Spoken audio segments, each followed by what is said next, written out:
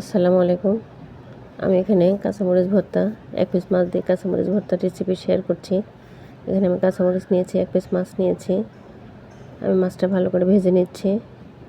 এই মাছটা দিয়ে আমি ভর্তাটা বানাবো, এটাই শেয়ার করব আপনাদের সঙ্গে।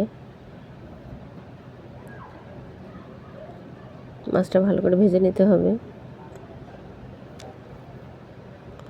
আর আমি কাঁচামরিচগুলো ভেজে নিচ্ছি। এখানে আমি ২৫০ গ্রামের মতো কাঁচামরিচ নিয়েছি।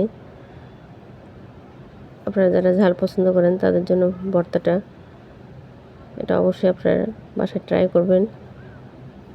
আমার মরিচটা ভাজা হয়ে গেছে, এটা আমি কম তেলের মধ্যে ভেজে নিয়েছি। আমার মাছটাও ভাজা হয়ে গেছে, এখন আমি এগুলো বেটে নিব।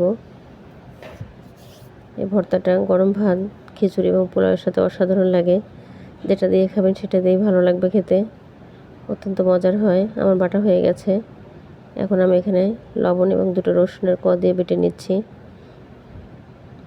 এটা এভাবেই ভর্তা বানাবেন। এখন ধনেপাতা দিয়ে দিচ্ছি।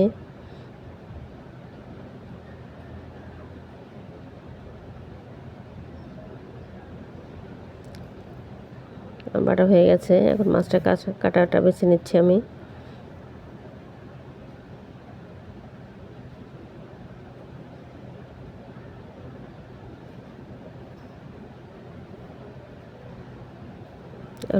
এর মধ্যে কাঁচা পেঁয়াজ দিয়ে দিব। এটা কাঁচা পেঁয়াজ দিয়ে ভর্তাটা বানাবেন। কাঁচা পেঁয়াজ দিয়ে ভর্তাটা ভালো লাগে বেশি। কাঁচা পেঁয়াজটার মধ্যে একটু লবণ দিয়ে দিলাম আমি।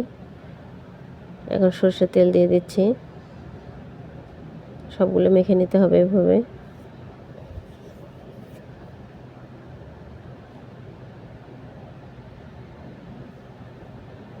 আমার হয়ে গেছে।